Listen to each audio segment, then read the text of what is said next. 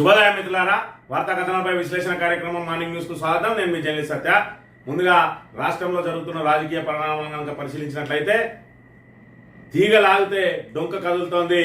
మరి ఇక్కడ national Herald కేసులో సోనియా గాంధీ, రాహుల్ గాంధీని మరి ఇక్కడ ఏదైతే ఈడీ ఛార్జ్షీట్ లో పేర్కొందో దానిలో మరి ఇక్కడ ఏదైతే అక్రమ వసూళ్ల భాగవతం ఇక్కడ బయటపడతా ఉన్నది. మరి ఇక్కడ వసూలు రాజాలు ఎవరైనానంటే తెలంగాణకు వచ్చేటప్పటికి పిసిసి హోదాలో 2019లో రేవంత్ రెడ్డి, అదేవిధంగా మరి అక్కడ నుంచి పిసిసి అధ్యక్షుడు కర్ణాటక మరి ఇక్కడ డికే శివకుమార్ల పేర్లు ప్రధానంగా మరి ఇలా ఛార్జ్షీట్ లో చేర్చింది. దాంతో మరి ఇక్కడ మోడీ గేమ్ స్టార్ట్ చేసినట్టుగా తెలుస్తా ఉన్నది. మరి ఏదేమైనా ఈ ఇద్దరి ద్వారా కాంగ్రెస్ ను భూస్థాపితం చేయడానికి ఇక్కడ కర్ణాటకలో, అదేవిధంగా ఇక్కడ తెలంగాణలో మరి ఇక్కడ కాంగ్రెస్ ను పూర్తిగా తుడిచిపెట్టుకుపోయే విధంగా ప్రయత్నం చేస్తా ఉన్నాడు. మరోవైపు రేవంత్ రెడ్డికి, మోడీకి మరి ఇక్కడ ఏదైతే ఇద్దరి మధ్యలో బడేబాయ్ చోటేబాయ్ బంధం ఉన్నదని చెప్పి, అదేవిధంగా డికే శివకుమార్ కూడా ప్రభుత్వాన్ని కూల్చి బీజేపీ పంచన చేరబోతా ఉన్నాడని మరి వార్తలు వెలువడ్డ నేపథ్యంలో మరి ఇప్పుడు వీళ్ళిద్దరి పేరు కూడా ఛార్జ్షీట్ లో పేర్కొన్నారు. మరి ప్రస్తుతానికైతే వీళ్ళని నిందితులుగా పేర్కొనలేదు, కానీ రాబోయే రోజులలో మరి ఏదైతే వీళ్ళ అక్రమ వసూళ్ల పర్వానికి సంబంధించి నోటీసులు ఇచ్చి వీరికి కూడా అనుబంధ ఛార్జ్షీట్ లో మరి వీళ్ళని కూడా మరి ఇక్కడ నిందితులుగా చేర్చే అవకాశం ఉన్నదని చెప్పి మేధావులు అయితే చర్చిస్తా ఉన్నారు. మరి పోయిన నెలలో వేసిన ఛార్జ్షీట్ కి సంబంధించి ఆలస్యంగా వెలుగులోకి వచ్చింది ఛార్జ్షీట్ లోని అంశాలు. మరి ఇక్కడ చూసుకున్నట్టయితే సుమారు 80 లక్షల రూపాయలను రేవంత్ రెడ్డి నేషనల్ హెరాల్డ్ మరి ఇక్కడ యంగ్ ఇండియా సంస్థకు విరాళాలు ఇప్పించినని, యంగ్ ఇండియా సంస్థ నేషనల్ హెరాల్డ్ పేపర్ నడిపిస్తా ఉన్నదని, అసలు నేషనల్ హెరాల్డ్ ఆస్తులన్నింటినీ కాజేయడానికి అప్పనంగా మరి ఇక్కడ 140 కోట్ల రూపాయల ఆస్తులను కొట్టేసే ప్రయత్నం చేసిండ్రు రాహుల్ గాంధీ, సోనియా గాంధీ అని చెప్పి ఈడీ అభియోగాలు మోపి వారి మీద మనకి ఛార్జ్షీట్ లో నిందితులుగా పేర్కొన్న అంశం మనకి ఇక్కడ తెలిసిందే. ఏదేమైనా ఆ నేషనల్ హెరాల్డ్ కేసు తోటి మరి కొంతమంది ముఖ్య నాయకులకు ముక్కుతాడు వేయడానికైతే మరి ఇక్కడ మోడీ ప్రయత్నం చేస్తా ఉంటే మరి నిన్నటి రోజున యాదృచ్ఛికమా లేదా మరి ఇక్కడ ఈ నేషనల్ హెరాల్డ్ కేసులో ఈడీ ఛార్జ్షీట్ లో పేరు వచ్చిన ఫలితమా కానీ నేను కేంద్రంతో కలిసి పనిచేస్తా అని చెప్పి మరి ఇక్కడ ఏదైతే రాష్ట్ర అభివృద్ధి కోసం ఎన్నిసార్లు అయినా మోడీని కలుస్తా అని చెప్పి మరి ఓపెన్ స్టేట్మెంట్ ఇచ్చిండు. నేషనల్ ఏదైతే మరి ఇక్కడ సంబంధించి అంటే నేషనల్ హెరాల్డ్ కేసు నుంచి తప్పించుకోవడానికి మోడీని కలుస్తారా, లేదంటే రాష్ట్ర అభివృద్ధి కోసం మోడీని కలుస్తారా అనేది మరి ఇక్కడ ఒక చర్చనీయాంశంగా మారిన విషయాన్ని అయితే మనం ఇక్కడ గమనించవచ్చు. మరోవైపు ముఖ్యమంత్రి సోదరుల పేరు చెప్పి నన్ను 3 ఎకరాలు భూమి లాక్కునే ప్రయత్నం చేస్తా ఉన్నారని చెప్పి ఒక రైతు మరి ఇక్కడ ఆవేదన వ్యక్తం చేయడం కూడా సంచలనం సృష్టిస్తున్న పరిస్థితిని మనం ఇక్కడ ప్రధానంగా గమనించవచ్చు. ముందుగా వార్తా కథనాలను కనుక పరిశీలించినట్లయితే నమస్తే తెలంగాణలో టికెట్ల పేరిట వసూళ్లు, భవిష్యత్తు పేరిట దందాలు, కాంగ్రెస్ లో వసూలు రాజాలు, కదులుతున్న నేషనల్ హెరాల్డ్ డొంక, రేవంత్ ఆదేశాలతో 4 విరాళాలు, రాహుల్ గాంధీ కంపెనీకి చెల్లింపులు, లిస్టులో షబ్బీర్ అలీ, గాలి అనిల్, సుదర్శన్. ఇండియా టుడే సంచలన వార్తా కథనం. నెల వ్యవధిలోనే 80 లక్షల మేర ట్రాన్స్ఫర్. రేవంత్ తో పాటు ఛార్జ్షీట్ లో కర్ణాటక డీకే పేరు.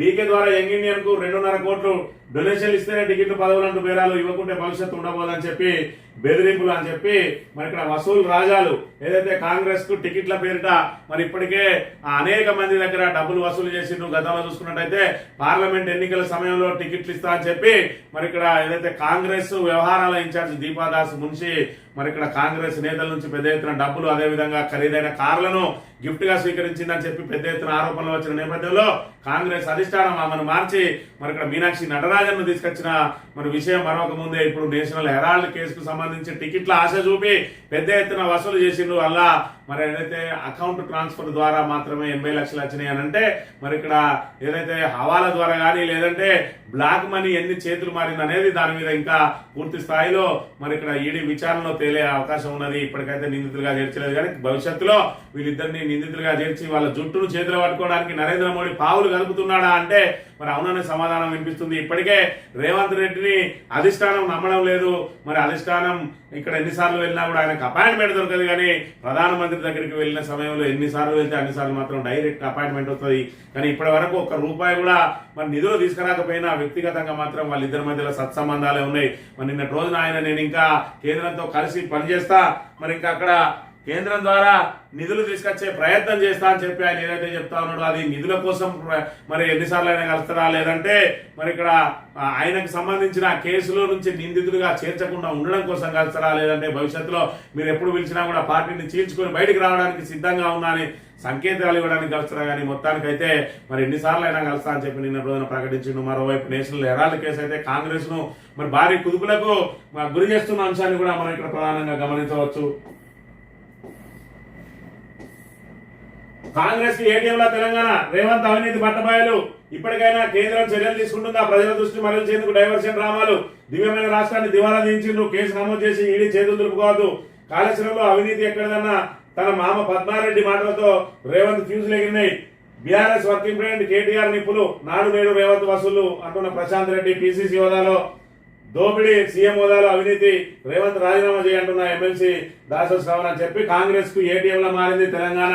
మరి గతంలో చూసుకున్నట్టయితే ప్రధానమంత్రి సైతం ఇక్కడ ఆర్ఆర్ ట్యాక్స్ వసూలు అయితే ఉన్నది, రేవంత్ రెడ్డి ట్యాక్స్, రాహుల్ ట్యాక్స్ అని చెప్పి మరి ఆరోపణలు చేసిన పరిస్థితిని కూడా మనం ఇక్కడ ప్రధానంగా గమనించవచ్చు. అప్పటి నుంచి ఇప్పటి వరకు కూడా మరి ఆర్ ట్యాక్స్ అని, ఆర్ఆర్ ట్యాక్స్ అని, యూ ట్యాక్స్ అని, బి ట్యాక్స్ అని అనేక రకాల ట్యాక్స్లతో పాటు మరి ఇక్కడ భూముల విషయంలో కూడా ఏదైతే లావోని పట్టాలను పట్టా భూములుగా మార్చే ప్రక్రియలో 30% భూమిని అడుగుతా ఉన్నారు అని చెప్పి సొంత పార్టీ ఎమ్మెల్యేలు కూడా మరి ఇక్కడ ఆరోపణలు చేసిండ్రు కాంగ్రెస్ మీద, అదేవిధంగా పొంగులేటి శ్రీనివాసరెడ్డి మీద. మరి ఇప్పటి వరకు రాష్ట్రం దివాలా తీసింది అని చెప్పి ఏదో ఇండియా ఈజ్ పూర్, అదే ఇండియన్స్ ఆర్ రిచ్ అన్నట్టుగా మరి ఇక్కడ ఏదైతే తెలంగాణ దివాలా తీసింది, కాంగ్రెస్ నాయకులు మాత్రం మంచి బలిష్టంగా తయారైతా ఉన్నారు, అంటే ఆర్థికంగా పరిపుష్టిగా తయారైతా ఉన్నారు. మరి ఇక్కడ చూసుకున్నట్టయితే తెలంగాణకు అప్పు పుడతలేదంటాడు, మరోవైపు చూసుకున్నట్టయితే రైజింగ్ తెలంగాణ రాష్ట్రాన్ని నెంబర్ 1 గా నిలుపుతా అంటాడు.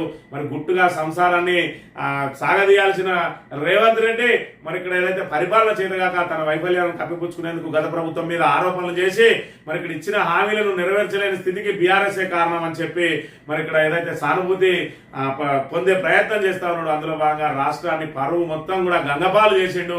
దాని ప్రతిష్టను పూర్తిగా దిగజార్చిన పరిస్థితిని కూడా మనం చూడవచ్చు. నేషనల్ హెరాల్డ్ కేసులో ఈడీ ఛార్జ్ షీట్ తో సీఎం రేవంత్ రెడ్డి అవినీతి సామ్రాజ్యం బట్టబయలైంది. ఇండియన్ సంస్థకు విరాళాలు ఇస్తే పదవులు ఇప్పిస్తానని ఆశ చూపి సాగించిన వసూల పర్వం ప్రపంచానికి తెలిసిపోయింది. అధికారంలోకి రాకముందే కాంగ్రెస్ ప్రజలకు 100 కోట్లు కట్టబెట్టిన వ్యవహారం కుండబద్దలు పెట్టినట్లయింది. తెలంగాణ రాష్ట్రం కాంగ్రెస్ ఏటీఎంలో మారిందనే విషయం రుజువైందని చెప్పి మరి ఇక్కడ చూసుకున్నట్టయితే వైట్ మనీ వచ్చేసి 80 లక్షలు అని అంటే మరి గతంలో రాజగోపాల్ రెడ్డి ఏదైతే ఇప్పుడు మంత్రి పదవి అడుగుతున్నాడో ఆయన ముందే చెప్పిండు 50 కోట్ల రూపాయలు ఇచ్చి పిసిసి అధ్యక్ష పదవి తెచ్చుకున్నాడని. అదే విధంగా మరి ఇక్కడ ఎవరెవరైతే టికెట్ అడుగుతా ఉన్నారో వాళ్ళందరి దగ్గర కూడా డబ్బులు వసూలు చేసి మరి అధిష్టానానికి పంపినట్టుగా మరి ప్రతిపక్షాలు పెద్ద ఎత్తున ఆరోపణలు చేస్తా ఉన్నాయి. ఏదేమైనా కూడా రేవంత్ రెడ్డి అందరినీ తొక్కుకుంటా వచ్చినా అని చెప్పి ఏదైతే చెప్తా ఉన్నాడో ఇగో ఈ దారిలోనే తొక్కుకుంటా వచ్చిండు అని చెప్పి మరి ఇక్కడ ప్రపంచానికి తేటతెల్లం అవుతున్న పరిస్థితిని కూడా మనం ఇక్కడ ప్రధానంగా గమనించవచ్చు. దేశవ్యాప్తంగా సంచలనం సృష్టించిన నేషనల్ హెరాల్డ్ మనీ లాండరింగ్ కేసులో డొక్క కదులుతున్నది. ఈ కేసులో కాంగ్రెస్ అగ్రనేతలు సోనియా గాంధీ, రాహుల్ గాంధీ ప్రధాన నిందితులుగా ఉండగా తాజాగా Telangana CM Revanth Reddy, Karnataka deputy CM DK శివకుమార్ల పేర్లను ఈడీ తన ఛార్జ్ షీట్ లో చేర్చడం సంచలనంగా మారింది. భారీ స్థాయిలో నిధుల దుర్వినియోగం, అక్రమంగా నగదు చేతులు మారినట్టు ఆరోపణలున్న ఈ కేసులో ఛార్జ్ షీట్ లో ప్రస్తావించిన వ్యక్తులు త్వరలో నోటీసులు జారీ చేసి విచారణకు పిలువనున్నట్టు ఈడీ వర్గాలు తెలిపాయి. నిందితులకు వ్యతిరేకంగా ఆధారాలు సేకరించి కోర్టులో అనుబంధ పిటిషన్ను కూడా దాఖలు చేయనున్నట్టు పేర్కొన్నాయి. ఈడీ ఛార్జ్ షీట్ నేపథ్యంలో కాంగ్రెస్ అధిష్టానం మెప్పు పొందడానికి రాష్ట్ర సీఎం అప్పటి పిసిసి చీఫ్ రేవంత్ రెడ్డి వసూల్ రాజా అవతారం ఎత్తారా అనే అనుమానాలు కలుగుతున్నాయి. ఈడీ వర్గాలు English news website India today కథనం ఈ అనుమానాన్ని ధృవీకరిస్తా ఉన్నారని చెప్పి మరి ఇక్కడ ప్రణాళికాబద్ధంగా చేసిన ఆర్థిక నేరం ఇది. ప్రమేయం ఉన్న వారికి త్వరలో సమన్లు జారీ, ఆధారాలు సేకరించాక అనుబంధ ఛార్జ్షీట్ ఎన్ఫోర్స్మెంట్ డైరెక్టరేట్ వర్గాల వెల్లడి అని చెప్పి ఖచ్చితంగా వీళ్ళిద్దరి మెడకు ఉచ్చు బిగించబోతా ఉన్నది బీజేపీ. ఎందుకనంటే ఖచ్చితంగా మరి ఇక్కడ తెలంగాణలో అదేవిధంగా కర్ణాటకలో గతంలో మరి ఇక్కడ ఏదైతే అధికారం చెలాయించింది, అధికారాన్ని చేపట్టింది గతంలో, మరి ఇప్పుడు మళ్ళీ దాన్ని అధికారాన్ని చేజిక్కించుకోవాలని చెప్పి బీజేపీ నానా ప్రయత్నాలు చేస్తా ఉన్నది. దాంతో పాటు ఇక్కడ కాంగ్రెస్ ని ఖతం చేసి మరి ఇక్కడ బీజేపీని నిలబెట్టాలనే ఆలోచనలో కూడా ఉన్న అంశాన్ని మనం ఇక్కడ ప్రధానంగా గమనించవచ్చు. ఈ రకంగా మరి ఏదైతే ఈ శివకుమార్ మెడకు అదేవిధంగా పిసిసి అధ్యక్షుడి మెడకు ఉచ్చు బిగిసిపోతా ఉన్నదనే విషయాన్ని అయితే మనం ఇక్కడ గమనించవచ్చు. మన దగ్గర నుంచి ఎవరెవరు ఇచ్చింది విరాళాలు అని అంటే గాలి అనిల్ కుమార్ అట 20 లక్షలు, షబ్బీర్ అలీ ఆయన కూడా మరి ఎమ్మెల్సీ ఇచ్చి మంత్రి పదవి ఇస్తారు మైనారిటీ కోటాలు అని చెప్పి ఆయనే ముందుగా మరి విరాళాలు ఇచ్చినట్టు. అదేవిధంగా పి సుదర్శన్ 15 లక్షలట. వర్కింగ్ ప్రెసిడెంట్ గా పనిచేసిన ఓ వ్యక్తి, మరి వర్కింగ్ ప్రెసిడెంట్ గా పనిచేసిన వ్యక్తి అని అంటే ప్రస్తుత పిసిసి అధ్యక్షుడై ఉంటాడా అని చెప్పి అనుమానాలు కూడా వ్యక్తం అవుతున్నాయి. ఆయన ఒక 25 లక్షలు ఇచ్చినట్ట. మొత్తంగా వైట్ మనీ 80 లక్షల రూపాయలు ముడితే ఈ అక్రమ మార్గంలో ఎన్ని కోట్ల రూపాయలు చేతులు మారినాయి. మరి వాళ్ళ ఏదైతే వాళ్ళ సొంత పార్టీ ఎమ్మెల్యేలు చెప్పినప్పుడు బీజేపీలో ఉండగా రేవంత్ రెడ్డి అన్నట్టనే 50 కోట్ల రూపాయలు ఇచ్చి పిసిసి అధ్యక్షుడు తెచ్చుకున్నాడని మరి దీని ద్వారా డబ్బులు అయితే తీసుకున్న మాట వాస్తవం. మరి ఇక్కడ డీకే శివకుమార్ దాన్ని ధృవీకరించిండు. అవును, మరి మీ యంగ్ ఇండియా సంస్థకు మేము విరాళం ఇచ్చిన అది నా సొంత డబ్బులు, దానిలో ఇస్తే తప్పేంది అని అంటా ఉన్నాడు. మొత్తానికి వ్యవహారంలో అంటే ఈడీ ఛార్జ్ షీట్ ఏదైతే నమోదు చేసిందో దానిలో వాస్తవిక విషయాలు ఉన్నాయని చెప్పి డీకే శివకుమార్ అయితే తేల్చి చెప్పిన అంశాన్ని మనం ఇక్కడ గమనించాలి. ఇక కేసీఆర్ కు మరి ఇక్కడ కవిత రాసిన లేఖ కలకలం అని చెప్పి ఏదో కాంగ్రెస్ పెద్ద ఎత్తున మరి ఇక్కడ దుమారం సృష్టించే ప్రయత్నం చేస్తూ ఉంటే నిన్న రోజున ఆమె అమెరికా నుంచి తిరిగి వస్తూ మన ఇక్కడ ఎయిర్పోర్ట్ లో విలేకరులను ఉద్దేశించి మాట్లాడింది. కేసీఆర్ మా నాయకుడు, ఆయన నాయకత్వంతోనే తెలంగాణకు మేలు, పార్టీలో ఎటువంటి గందరగోళం లేనే లేదు. ఆ లేఖ నేను రాసిందే, వ్యక్తిగత ఎజెండా ఏం లేదు. ఉన్న పరిస్థితి చెప్పినా ఇది ఎప్పుడు జరిగేదే. లేఖ ఎలా బయటకు వచ్చిందో నాకు తెలియదు. లేఖ లీక్ అయిందని కోదకి కొబ్బరి తిప్ప దొరికినట్టు కాంగ్రెస్ బీజేపీ రాద్ధాంతం చేస్తున్నాయి. ఆ పార్టీలతో తెలంగాణ కొరిగింది ఏం లేదు. బీఆర్ఎస్ ఎమ్మెల్సీ కల్వకుంట్ల కవిత వ్యాఖ్యలు అని చెప్పి మేము ఎప్పుడైనా మరి ఇక్కడ ఫీడ్బ్యాక్ ఇస్తూ ఉంటా. లేఖలు రాయడం మా పార్టీలో సహజమే. మరి నేను పార్టీ అధ్యక్షునికి మరి ఇక్కడ క్షేత్రస్థాయిలో ఏం జరుగుతూ ఉన్నదో ఎప్పటికప్పుడు మరి లేఖల ద్వారా స్పష్టం చేస్తూ ఉంటా. ఇది మరి లీక్ ఎలా అయిందో నాకు తెలియదు, కానీ ఆ లీక్ అయిన లేఖను పట్టుకొని కోది కొబ్బరి సింప దొరికినట్టు కాంగ్రెస్ బీజేపీలు మరి ఇక్కడ ఏదైతే ఆటలాడుతా ఉన్నాయి. కాంగ్రెస్ బీజేపీలతో తెలంగాణ కొరిగిందేం లేదు. మరి ఇక్కడ తెలంగాణకు శ్రీరామ రక్ష బీఆర్ఎస్ఏ. ఖచ్చితంగా కేసీఆర్ నేతృత్వంలోనే తెలంగాణకు మరి ఇక్కడ ఖచ్చితంగా న్యాయం జరుగుతుంది. రాబోయే రోజులలో కూడా బీఆర్ఎస్ అధికారం చేపట్టబోతా ఉన్నదని చెప్పి ఆమె చెప్పిన విషయాన్ని మనం ఇక్కడ గమనించవచ్చు. సీఎం సోదరుల పేరుతో బెదిరింపు, మా భూమి వారి పేరిట రాయాలన్నట, 3 ఎకరాలు ఫ్రీగా రిజిస్ట్రేషన్ చేయాలన్నట, పోలీసులే కిడ్నాప్ చేసి సంతకాలు పెట్టించిండ్రు, నా కొడుకును పోలీస్ స్టేషన్ లోనే కొట్టిండ్రు, సీఎం అన్నదమ్ముల పేరు చెప్పి రెచ్చిపోతున్నారు, ఎవరికి చెప్పినా చంపుతానని పోలీసుల ముందే కాంగ్రెస్ నేత రాఘవేంద్ర రాజు హెచ్చరిస్తా ఉన్నాడు. మానవ హక్కుల కమిషన్ కలిసిన బాధితులు డీజీపీకి ఫిర్యాదు చేసిన ఆగని పోలీసుల ఆగడాలు, బెదిరించిన పోలీసులకే ఉత్తమ అవార్డుల అని చెప్పి మరి ఇక్కడ పచ్చని పాలమూరు హత్య రాజకీయాలకు వేదిక అవుతున్నది. ముఖ్యమంత్రి రేవంత్ రెడ్డి సోదరులు అండ చూసుకుని కొందరు కాంగ్రెస్ నాయకులు చెలరేగిపోతున్నారు. వారి దౌర్జన్యాలకు పోలీసులు సైతం వంతపాడడం మరింత విషాదం. హైదరాబాద్ కు చెందిన పాలాది కళావతి కుటుంబాన్ని పోలీసులే బలవంతంగా తమ వాహనంలో తీసుకెళ్లి చెప్పినట్టు వినకపోతే చంపేస్తామని స్టేషన్లోనే బెదిరించి దొంగ డాక్యుమెంట్లపై సంతకాలు చేయించుకున్న ఘటన వెలుగులోకి వచ్చింది. ముఖ్యమంత్రి అన్నదమ్ములు అండ చూసుకుని మహబూబ్ నగర్ చెందిన కాంగ్రెస్ నేత చెల్వగాలి రాఘవేంద్ర రాజు తమను చంపేస్తారని పోలీసుల ముందే హెచ్చరిస్తున్నారని, స్థానిక పోలీసులు సైతం ఆయనకే వందపాడుతున్నారని, వారి నుంచి తమకు ప్రాణహాని ఉన్నదని బాధితులు శుక్రవారం రాష్ట్ర మానవ హక్కుల కమిషన్ కలిసిండ్రు. మరి ఇక్కడ చూసుకున్నట్టయితే పాలమూరులో ఏదైతే సీఎం సోదరుల ఆగడాలు వాళ్ళ పేరు చెప్పుకొని కాంగ్రెస్ నాయకులు ఆగడాలు శృతిమించుతా ఉన్నాయి. మరోవైపు పోలీసులు అయితే కాంగ్రెస్ పార్టీకి మరి ఇక్కడ తాబేదారులుగా పనిచేస్తా ఉన్నారు. మరి ఇక్కడ కాంగ్రెస్ అనుచరులుగా పనిచేస్తా ఉన్నారు. కండువా వేసుకుని కార్యకర్తల్లాగా పనిచేస్తా ఉన్నారు. శాంతి భద్రతలను గాలికి వదిలిండ్రు. అసలు తమ పోలీసులు అన్న విషయాన్ని మర్చిపోయినరు. తమకు జీతం ఇచ్చేది కాంగ్రెస్ పార్టీయే, మరి జీతం ఇస్తాననే రీతిలో వ్యవహరిస్తా ఉన్నారు. టాప్ టు బాటం పోలీసులు అందరూ కూడా మరి అలాగే వ్యవహరిస్తున్న తీరును మనం ఇక్కడ గమనించాలి. పల్లెటూళ్ళలో చూసుకున్నా, సిటీలో చూసుకున్నా ఎక్కడైనా పోలీసులు కాంగ్రెస్ నాయకులు చెప్పిందే మరి వేదంగా పాటిస్తా ఉన్నారు. ఎవరి మీద ఎఫ్ఐఆర్ చేయమంటే వాళ్ళ మీద చేయడం. మరి కాంగ్రెస్ నాయకులు దాడులకు పాల్పడ్డా కూడా మరి ఏదైతే ప్రత్యర్థులు ఫిర్యాదు చేస్తే కనీసం కేసు కూడా నమోదు చేయకపోవడం ఇక్కడ పరిపాటిగా మారింది. పూర్తిగా మరి కాంగ్రెస్ కన్సర్న్లలో పనిచేస్తున్న పోలీసులు మరి రాబోయే రోజులలో ఇబ్బందులు తప్పవని హెచ్చరించినా కూడా వారి తీరు మాత్రం మార్చుకోవడం లేదనే విషయాన్ని మనం ఇక్కడ గమనించాలి.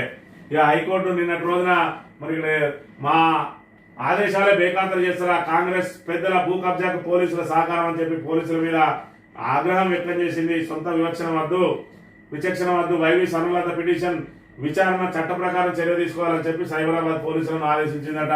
కోర్టులు ఆదేశించిన మరి ఇక్కడ మానవ హక్కుల సంఘాలు మొట్టికాయలు వేసిన మరి ఇక్కడ అదే విధంగా ఎస్సీ కమిషన్లు మరి నిలబెట్టిన హైకోర్టు కలెక్టర్లను తీసుకొచ్చి నిలబెట్టిన అధికారుల తీరు మాత్రం మారడం లేదు. వాళ్ళు మరి ఇక్కడ ఏదైతే కాంగ్రెస్ పార్టీ నాయకుల కనుసన్నలలో వాళ్ళు చేసే అన్యాయాలకు వంతపాడమే అందరు అధికారులకు ఇక్కడ పరిపాటిగా మారిందనే విషయాన్ని కూడా మనం ఇక్కడ గమనించాలి. మాదిగలకు మంత్రి పదవులు ఇవ్వాల్సిందేనట. పదవులన్నీ మాదిగలకే ఇచ్చారని ఆగ్రహం. 2 ఎంపీలు, 1 ఎమ్మెల్సీ, డిప్యూటీ సీఎం, స్పీకర్ పదవులు వారికి దక్కాయని మండిపాటు.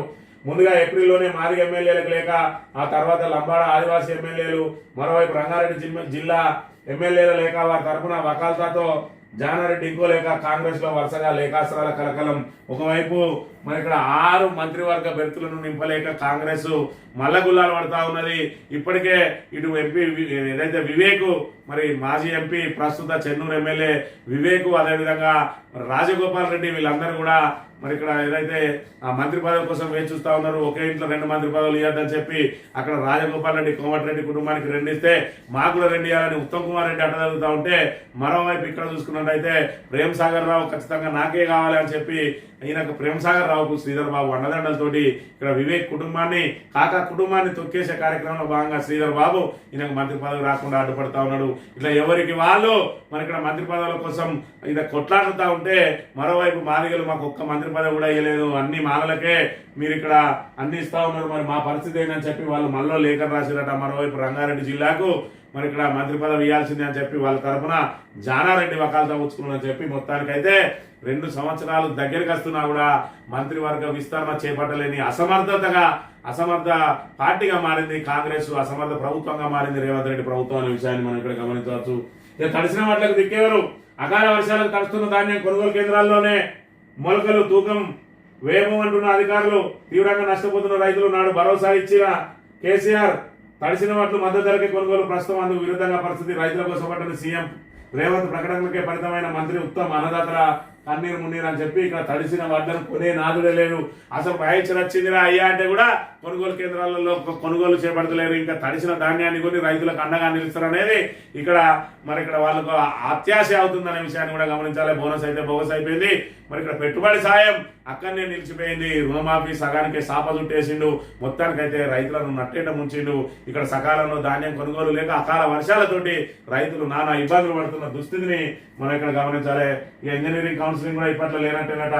వెబ్ కౌన్సిలింగ్ కు అనేక అడ్డంకులు, ఫలితాల్లో వేగం, సీట్ల భర్తీలో జాప్యం, 2 నెలలు ఆలస్యమయ్యే ఛాన్సు, ఫీజుల సవరణ కోసమే అంటున్న ప్రభుత్వ వర్గాలట. ఇంజనీరింగ్ కౌన్సిలింగ్ ఇప్పట్లో జరిగేటట్టు లేదు. ఎందుకంటే ప్రైవేట్ కళాశాలలు ఫీజులు పెంచుకుంటా అంటే దాని మీద ఒక మరి ఏదో కమిటీ వేసిండు. ఆ కమిటీ రిపోర్ట్ రావాలంటే ఒక 2 నెలల టైం పడుతుందట. ఈ విధమైన అస్తవ్యస్త నిర్ణయాలు అసలు తెలంగాణలో మరి ఇక్కడ విద్యాశాఖకు మంత్రి లేడు, మరి ఇక్కడ హోంశాఖకు మంత్రి లేడు. ఒకవైపు శాంతి భద్రతలు పూర్తిగా వైఫల్యం పొందినాయి, మరోవైపు మరి ఇక్కడ విద్యాశాఖ అస్తవ్యస్తంగా తయారైంది. ఈ రకంగా నానా ఇబ్బందులు పడుతున్నారు. మున్సిపల్ శాఖకు కూడా మంత్రి లేడు. అన్ని రేవంత్ రెడ్డి చేతుల్ని పట్టుకొని మరి ఇక్కడ ఆటలాడుతున్న పరిస్థితిని మనం ఇక్కడ గమనించాలి.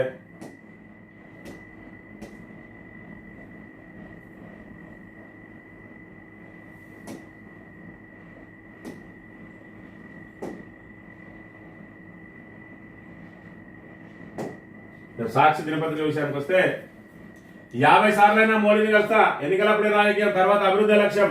జైరాబాద్ బహిరంగ సభలో సీఎం రేవంత్ రెడ్డి ఎవరెవరుకున్నా కేంద్ర సహకారం తీసుకుంటాం, ప్రజలు అండగా నిలిస్తే తెలంగాణ నెంబర్ 1 రాష్ట్రంగా తీర్చిదిద్దుతాం. హైదరాబాద్ టోక్యో న్యూయార్క్లతో పోటీ పడలు చేస్తాం, ప్రతిపక్షాల సహకారం కూడా కావాలన్న సీఎం. నియోజకవర్గంలో 494 కోట్ల అభివృద్ధి పనులు ప్రారంభం. మరి ఇక్కడ తెలంగాణలో హైదరాబాద్ టోక్యో న్యూయార్క్లకు ధీటుగా చేస్తాడట. ఉద్యోగులకు డిఏలు అంటే మాత్రం నా దగ్గర లేవు, మనకు ఏడ అప్పు పుడతలేదు, ఏడి పోయినా చెప్పులు ఎత్తుకపోయాడు చూస్తానని అంటాడు. మళ్ళీ ఇంకా తెలంగాణ రైజింగ్ అంటాడు. ఆయన ఎప్పుడు ఏం మాట్లాడతాడో ఎవరికి అర్థం కాదు. అప్పుడే అంటాడు గుజరాత్ మోడల్లా మాకు కూడా సహకారం అందించాలంటాడు. గుజరాత్ కంటే మేమే నెంబర్ 1 ఉన్నామని చెప్పి ఒకసారి అంటాడు. కేంద్రం మెడల్ వంచైనా నిధులు తీసుకొస్తా అంటాడు. మరి కేంద్రంతో మేము మరి సఖ్యతగా ఉండడానికి ప్రయత్నం చేస్తామని ఒకసారి అంటాడు. రేవంత్ రెడ్డి అసలు ఏం మాట్లాడతాడో, ఏ నిమిషంలో ఏం మాట్లాడతాడో మరి ఆయనకు కూడా తెలియదనే విషయాన్ని మనం ఇక్కడ గమనించాలి. మొత్తానికైతే రాష్ట్రాన్ని భ్రష్టు పట్టించిండు. ఇవాళ నేషనల్ హెరాల్డ్ కేసులో మరి ఏదైతే ఛార్జ్ షీట్ల పేరున్నదో అది ప్రస్తుతానికి సాక్షిగా ఉన్నది. రేపు నిందితుడిగా మారే అవకాశం ఉన్నది కాబట్టి మరి ఇక్కడ ఆయన చాలా సార్లు ప్రధానమంత్రిని కలిసే అవకాశం ఉంటుంది కాబట్టి అవన్నీ లీకులు అయితే నేషనల్ హెరాల్డ్ కేసుల కోసమే కలుస్తానని చెప్పి ఎక్కడ చెప్తున్నా అని ముందస్తుగానే అభివృద్ధి కోసం ఎన్నిసార్లు అయినా కలుస్తా అని చెప్పి ఇక్కడ ఒక ప్రకటన చేసుకొని ఇప్పుడు ఆయన ఎన్నిసార్లు అయినా కలవడానికి మరి దీన్ని ఆసరాగా చేసుకోవడానికి ప్రయత్నం చేస్తున్నాడు అనే విషయాన్ని మనం ఇక్కడ ప్రధానంగా గమనించాలి. ప్రజల ఆకాంక్షలను నెరవేర్చలేదు, సుప్రీంకోర్టు పనితీరుపై జస్టిస్ ఒక ఆవేదన. పూర్తిగా సిజేఐ కేంద్రంగా కార్యకలాపాలు, హైకోర్టులోనే మెరుగైన ప్రజాస్వామ్యం. వీడుకోలు ప్రసంగంలో సంచలన వ్యాఖ్యలు. సిజేఐ కేంద్రిత ఇమేజ్ ను వదిలించుకోవాలి, పారదర్శకత, హేతుబద్ధత, తక్షణ అవసరాలు, లిస్టింగ్ నుంచి పనితీరు దాకా కనిపించాలి, అధికారాలను పూర్తిగా వికేంద్రీకరించాలి, కీలక సూచనలు చేసిన న్యాయమూర్తి అని చెప్పి సుప్రీంకోర్టు న్యాయమూర్తి ఓకా తన ఆవేదనను వ్యక్తం చేసిందట. ఎక్కడ చూడు రాజకీయమే, అది కోర్టు అయితేంది, అది రాజకీయ పార్టీలు అయితేంది, అది పోలీస్ శాఖ అయితేంది, అది మరి ఇక్కడ వివిధ పంచాయతీరాజ్ శాఖ అయితే ఏ ఏ ఏ విభాగం తీసుకున్నా అందులో నడిచేది మాత్రం రాజకీయమే. ఇక్కడ సిజిఐ కేంద్రంగానే జరుగుతూ ఉన్నది. అంటే సుప్రీంకోర్టుకు మరి ప్రధాన న్యాయమూర్తి ఎవరైతే ఉంటారో వాళ్ళ చేతుల్నే ఎవరికి పనుల పంపకం జరగడం లేదు. మరి ఇక్కడ ఏదైతే అధికార వికేంద్రీకరణ జరగడం లేదు. అధికారం అంతా గుత్తాధిపత్యం ఒక్కరి చేతుల్లోనే ఉంటుంది. దాంతో మరి ఇక్కడ న్యాయం జరుగుతలేదని చెప్పి రిటైర్మెంట్ సభలో చెప్పిన అంశాన్ని మనం ఇక్కడ గమనించాలి. తెలంగాణ కులగణను దేశవ్యాప్తం చేయండి. ఆ మోడల్ అనుసరణకు కేంద్ర ఒత్తిడి తేవాలి. కాంగ్రెస్ నేతలకు ఖర్గే రాహుల్ దిశానిర్దేశం. రాష్ట్రంలో నిర్వహించిన సర్వేపై మహేష్ గౌడ్ వివరణ. అమలుకు తీసుకుంటున్న చర్యలను వివరించిన వైనం. తెలంగాణ కులగణను కనుక ఏదైతే దాన్ని రోల్ మోడల్ గా తీసుకుంటే మరి ఇప్పటికే దేశవ్యాప్త ఇక్కడ రాష్ట్రంలో బీసీల సంఖ్యను తగ్గించిండు. మీరు దేశవ్యాప్తంగా కూడా తగ్గించే అవకాశం ఉంటుంది. మీ తప్పుల తడక కులగణన కనుక కేంద్రం చేపట్టినట్టయితే పూర్తిగా బీసీలకు తీవ్రమైన అన్యాయం జరిగే అవకాశం ఉంటుంది. అది మీ చెత్త కుప్పలు వేయడానికి కూడా మీ కులగణన పనిచేయదు అనే విషయాన్ని మనం ఇక్కడ గమనించాలి. తప్పు చేయకుంటే భయం ఎందుకు? ఘోష్ కమిషన్ ఇచ్చిన నోటీసులకే వణికిపోవడం ఎందుకు? బీఆర్ఎస్ నేతల వికృత చేష్టలకు పాల్పడుతున్నారు. మేడిగడ్డ బాంబుల విషయం కేటీఆర్ కాళేశ్వరం కమిషన్ ముందు చెప్పాలంటున్న మంత్రి ఉత్తమ్ కుమార్ రెడ్డి. మరి ఇక్కడ వీళ్ళే ఓ తప్పుడు కేసులు పెట్టుడు, వీళ్ళే లేదంటే ఒక కమిషన్ అనేసి నోటీసులు ఇప్పించుడు, ఆ నోటీసులలో ఏమో జరిగిందని చెప్పి ప్రాపగాండా చేసుడు. ఇప్పటి వరకు కొండందా వెల్కను పట్టినట్టు ఏదైతే పవర్ ప్రాజెక్టుల మీద ఏదైతే కమిషన్ వేసిండ్రో ఇప్పటి వరకు అది ఏం తేల్చలేదు. ఒక్క రూపాయి కూడా అందులో మరి ఇక్కడ ఏదైతే ఆర్థిక దోపిడీ జరిగిందనో లేదంటే అవకతవకలు జరిగిందనో తేల్చలేదు. పీసీ ఘోష్ కమిషన్ ఆల్రెడీ నివేదిక ఇచ్చే సమయంలో 2 నెలల దాన్ని పదవి కాలాన్ని పెంచి ఖచ్చితంగా కేసీఆర్ కు హరీష్ రావుకు నోటీసులు ఇస్తేనే మరి ఇక్కడ మేము చేసిన ఆరోపణలకు మరి ఇక్కడ దానికి బలం చేకూరినట్టు అవుతుంది. మీరల్లా ఏం చేయకుండా మంచిదే ఉట్టి నోటీసులు చాలా సందంగా 2 నెలలు పెంచి ఇవాళ కేసీఆర్ కు నోటీసులు ఇస్తే సంకలు గుద్దుకుంటూ వికృత చేష్టలకు పాల్పడతా ఉన్నారు అంటున్నారు. కాంగ్రెస్ చేసే వికృత చేష్టలు అన్ని కూడా చూస్తా ఉన్నారు. 3 సంవత్సరాల కాలంలో మరి ప్రపంచంలోనే అతి పొడవైన మరి ఇక్కడ ఏదైతే కాళేశ్వరం ప్రాజెక్టు కట్టిండో మరి అలా చూసుకుంటే మీరు 17 నెలల కాలమైనా కూడా 80% పూర్తయిన పెండింగ్ ప్రాజెక్టులను కూడా ఆ 20% పనులు పూర్తి చేయలేని దుస్థితిలో ఉన్నది ఇలా కాంగ్రెస్. ఏమైనా మాటలతోటే ఆరోపణలతోటే కాలం వెల్లదీస్తున్నది తప్ప ప్రజలకు ఇచ్చిన హామీలను నెరవేర్చే విషయంలో కానీ, కొత్తగా ప్రాజెక్టులు తేవడం విషయంలో కానీ, కొత్తగా పాలసీలు తేవడం విషయంలో కానీ, ఆఖరికి మరి ఇక్కడ ఇందిరమ్మ రాజ్యం అని చెప్పి ఇందిరమ్మ ఇండ్లు రాష్ట్ర వ్యాప్తంగా ఇప్పటి వరకు ఒక 20,000 కూడా కట్టలేదు అని అంటే వీళ్ళు ఎంత అసమర్థతగా ఉన్నదనే విషయాన్ని మనం ఇక్కడ ప్రధానంగా గమనించాలి. ముగ్గెట్లా పోసేది ఇందిరమ్మ ఇంటి నిర్మాణానికి వెనుకాడుతున్న పేదలు చేతిలో చిలిగవలేదంటూ వాపోతున్న ఇంటి విస్తీర్ణం పరిమితి కూడా ప్రతిబంధకంగా మారుతున్న తీరు. 600 SFT ఇళ్లకు మద్దతున్న మరికొందరు 47,235 ఇళ్లకు అనుమతిస్తే పనులు ప్రారంభించింది 17,982. ఇది ఇందిరమ్మ ఇళ్ల పనుల ప్రగతి చూసుకున్నట్టయితే మొత్తం ఇందిరమ్మ ఇళ్ళది ఎప్పుడు స్టార్ట్ చేసిండు, ఏదైతే డిసెంబర్ 7వ తారీఖు తర్వాత గెలిచిండో ఆ వారం 10 రోజులలోనే ఇందిరమ్మ పథకం అని చెప్పి ఇందిరమ్మ ఇల్లు అని చెప్పి పెద్ద ఎత్తున దాన్ని ప్రారంభించిండు. ఆ తర్వాత ఎంపీ ఎన్నికల ముందు ప్రారంభించిండు. ఆ తర్వాత మళ్ళీ డేట్ పెట్టి ప్రారంభించిండు. మొన్న ఈ మధ్య మళ్ళా ప్రారంభించిండు. ఇన్నిసార్లు ప్రారంభిస్తే వీళ్ళు చేసిన కథ ఏందనంటే మరి ఇక్కడ ప్రతి సంవత్సరానికి 4 లక్షల ఇల్లు నిర్మిస్తా అన్నాడు. మరి పోయిన సంవత్సరం 4 లక్షలు, ఈ సంవత్సరం 4 లక్షలు, 8 లక్షల ఇల్లు కావాలి. మరి ఇక్కడ తొలి విడతలో ఎన్ని గ్రామాలలో వేసారు? 12,700 గ్రామ పంచాయతీలు ఉంటే 582 గ్రామ పంచాయతీల్లో మాత్రమే ఇందిరమ్మ ఇళ్ల పథకాన్ని ఇప్పుడు మొదలు పెట్టిండ్రు. అందులో 70,322 మరి ఇక్కడ గృహాలను మంజూరు చేస్తే 47,235 ఇంటి నిర్మాణానికి అనుమతి పత్రాలు ఇచ్చిరట. అందులో ఇంటి నిర్మాణానికి ముగ్గు పోసుకున్న వాళ్ళు 17,982 అయితే 6,132 మంది ఇవాళ దానికి ఏదైతే బేస్మెంట్లు కట్టుకున్నారు. నీ ఊదర కొట్టే ప్రచారం ఎక్కడున్నది? నువ్వు ఇచ్చే ఈ ఇందిరమ్మ ఇండ్ల పునాదులైన నిర్మాణం చేసుకున్న ఎక్కడది? కేవలం 6,132 పునాదులు చేసి మొత్తం ఈ రాష్ట్రాన్ని నేనే ఉద్ధరిస్తున్నా, ఈ రాష్ట్రంలో గుడిసెలు లేని మరి ఇక్కడ ఏదైతే గ్రామాలుగా తీర్చిదిద్దుతా అన్న చందంగా ఉన్నది. ఎంత కలిపితే ఒక్క నియోజకవర్గానికి సంబంధించినవి కాదు. మరి నువ్వు ఇచ్చిన ఇల్లు మరి ఏదైతే 3,500 ఇల్లు అన్నావు అంటే 2 సంవత్సరాలు చూసుకుంటే 7,000. ఆ ఒక్క నియోజకవర్గానికైనా 7,000 రావాలి. నువ్వు 6,132 రాష్ట్ర వ్యాప్తంగా మరి ఇక్కడ ఏదైతే పునాదులు పెట్టుకుంటే దానికి మొత్తం నీ ఇచ్చిన ఇందిరమ్మ ఇళ్లలోనే ఇవాళ ప్రజలందరూ కూడా అలా కాపురాలు చేస్తా అన్నట్టు మరి వీళ్ళ ప్రచారం ఏ విధంగా ఉంటుంది? వీళ్ళ డొల్ల ప్రచారం, వీళ్ళకు చేతగాని అసమర్థ ప్రభుత్వం ఇవాళ ఇందిరమ్మ ఇళ్ల పేరుతో ఎంతమందికి మరి పునాదులు అయినాయి అనేది తెలంగాణ ప్రజలందరూ కూడా మరి ఇక్కడ గమనించాలి. యాదవ జ్యోతి విషయానికి వస్తే దేవుడి చుట్టూ దయాలు పార్టీలో నాపై అంతర్గత కుట్రలు కుతంత్రాలు కుట్రలు చేసి ఆ దయ్యాలను నా లేఖను లీక్ చేశా అని చెప్పి కవితక్క ఏదైతే ఆమె లేఖ లీక్ అయిందో మరి ఇక్కడ కోతి కొబ్బరి సిప్ప దొరికినట్టు అని ఏదైతే చెప్తా ఉన్నారో ఈ ఆంధ్రజ్యోతి కిట్టిగాడు మరి ఏదైతే రేవంత్ రెడ్డి బూట్లు నాకాలి కాబట్టి ఇక ఇంత పెద్ద వార్తని ఇలా ప్రజా సమస్యలకు సంబంధించి మరి ఒక్క వార్త కూడా ఇందులో రాదు. కేసీఆర్ ను బదనాం చేయడానికి పార్టీని ఏదో రకంగా దెబ్బతీయడానికి ఇవాళ రేవంత్ రెడ్డికి సాగులు పడ్డాడు.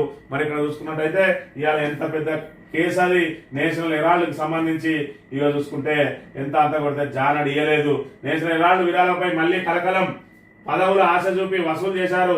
ఇది క్విడ్ ప్రోకో కిందకే వస్తుంది. రేవంత్, అహ్మద్ పటేల్, పవన్ బన్సల్ కోరితేనే కాంగ్రెస్ నేతలు డబ్బులు ఇచ్చారు. ఢిల్లీ కోర్టులో ఈడీ అభియోగ పత్రం. ఇక్కడ ఇది ఇవాళ హాట్ టాపిక్ గా పెట్టాల్సింది.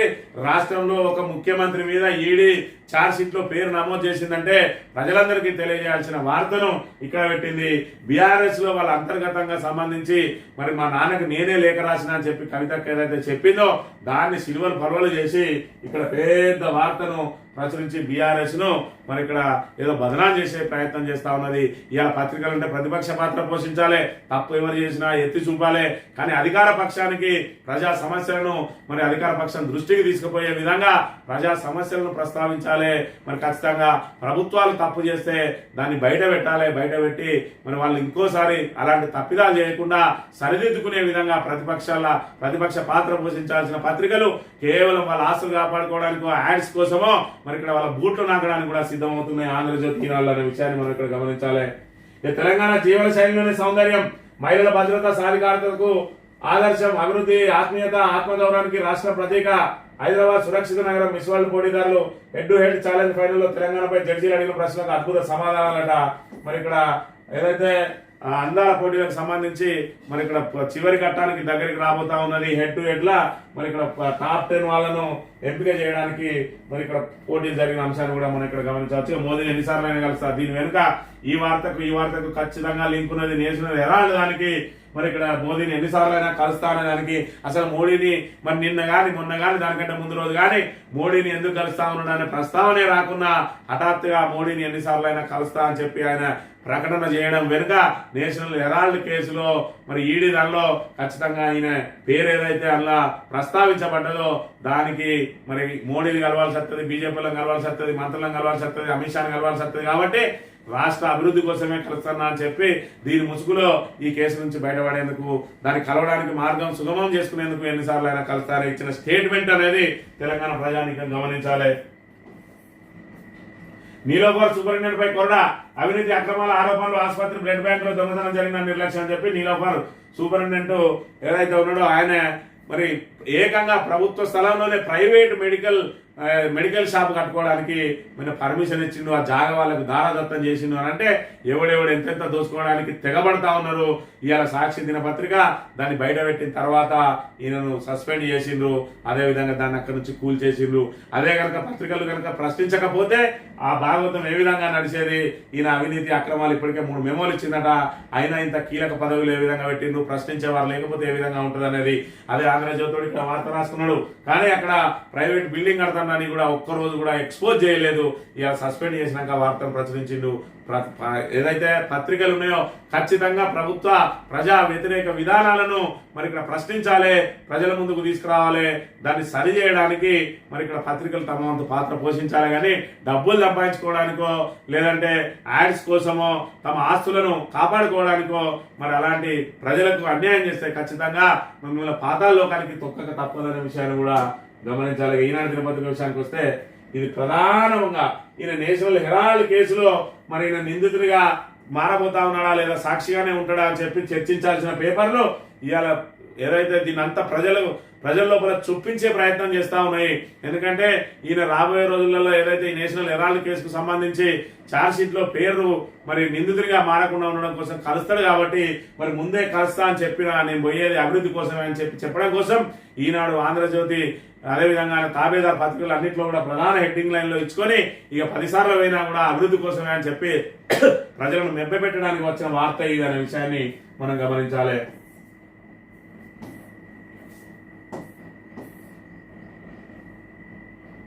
సంస్కరణలు అమలు చేస్తే ప్రోత్సాహకాలు, ముందుగా స్పందిస్తే ముందుగా నిధులు, భవనాల నిర్మాణ విస్తీర్ణం ఆధారంగా ఆస్తి పన్ను మదింపు, ట్రాఫిక్ నిబంధనలు ఉల్లంఘిస్తే ఆటోమేటిక్ గా చలనాలు, పరిపాలన మార్పులకు కేంద్రం సూచనలు అని చెప్పి సంస్కరణలు అమలు చేస్తే రాష్ట్రాలకు మరి ఇక్కడ ఏదైతే ప్రోత్సాహకాలు ఇస్తుందట దానికి సంబంధించిన వార్త. అదేవిధంగా 227 మంది ప్రాణాలతో పాక్ చెలగాటం, ప్రమాద పంచుల్లో ఉన్న భారత విమానంపై ఆ దేశం నిర్ణయం, గగనతల ప్రవేశించడానికి అనుమతించమని చెప్పి మరి ఇక్కడ శ్రీనగర్ నుంచి ఢిల్లీ నుంచి శ్రీనగర్ వెళ్ళే ఏదైతే ఆ విమానం ఉన్నదో గాలివానకు భీకర గాలులకు లోనై అక్కడ పైలట్ మరి ఏదైతే పాకిస్తాన్ లో ల్యాండ్ చేయడానికి వాళ్ళ పర్మిషన్ అడిగితే మరి పర్మిషన్ నిరాకరించింది.